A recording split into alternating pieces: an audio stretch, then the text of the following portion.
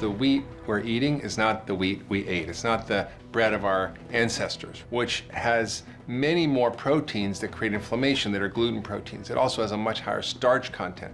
In fact, 2 tablespoons of sugar raises your blood sugar less than 2 slices of whole wheat bread. So we now know that the kind of wheat we're eating is very inflammatory, that we know that this can disrupt the gut lining. So looking at celiac disease. 50 years ago, they had blood samples on 10,000 people looking at celiac disease, and they compared it to a blood sample of 10,000 people today, and there was a real increase of 400% in celiac disease. So this is not a fad. This is a real phenomena that's a result of the increased use of antibiotics, the lack of breastfeeding, the processed food, and the chronic stresses, environmental toxins, all colluding to drive disruptions in the gut function, which allows the gluten to actually break through and create the systemic inflammation.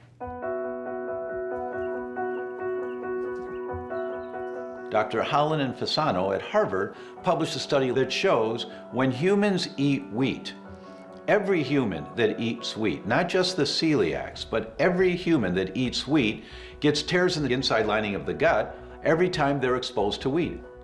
We now know through clinical research, it is an absolute that autoimmune disease begins in the gut. Just as Hippocrates said over 2,000 years ago, all disease begins in the gut, so does autoimmune disease. So with autoimmune disease, here's really how it works is there's a barrier in between your bloodstream and your intestines. It's called your gut lining. And your gut lining has microscopic, these little holes in it. What can happen over time if somebody has intestinal inflammation, large holes open up in your gut lining.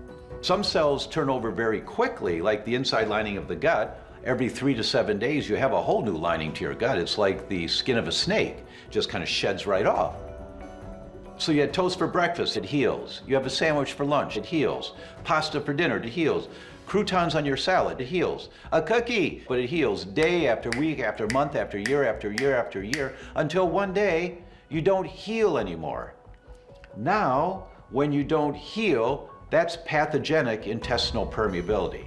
And these tears can occur and stay torn when you lose tolerance and you don't heal anymore when you're 2 years old, 22 years old, 72 years old. It just depends on when you cross that threshold as to when this happens, but it happens. So what can happen now is undigested food particles such as gluten, casein, toxins, bad bacteria, candida can leak from the intestines into the bloodstream. Your body says those shouldn't be here. It starts this immune response, and if that isn't corrected over time, what can happen is it starts autoimmune disease, and it can affect that systemic inflammation can affect the joints, causing rheumatoid arthritis. It can affect the thyroid, causing Hashimoto's thyroiditis. It can affect the colon, causing things like Crohn's disease, or the muscles, causing fibromyalgia. So really, all autoimmune disease is first caused by leaky gut. It starts in the gut lining.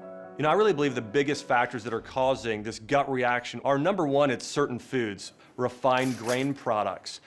Sugar is a big one. Sugar feeds candida and yeast in your body, which causes this issue. Genetically modified organisms, they're wired with pesticides and viruses, which kill off beneficial microbes in the gut, causing leaky gut and autoimmune disease.